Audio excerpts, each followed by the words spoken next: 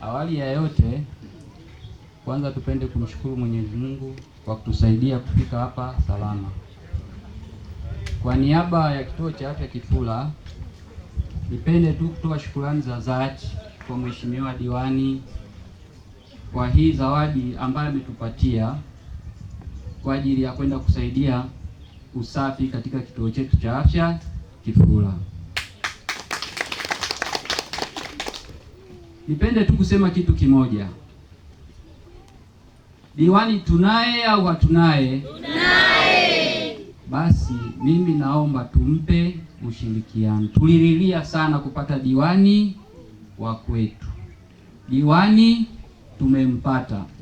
Kupitia hii miaka hii mitano tumtumie kupiga hatua kubwa. Kifula bado tupo nyuma sana. Tuache janja, tufanye kazi. Mheshimiwa Diwani, mimi nipende kukushukuru sana na Mungu akubariki.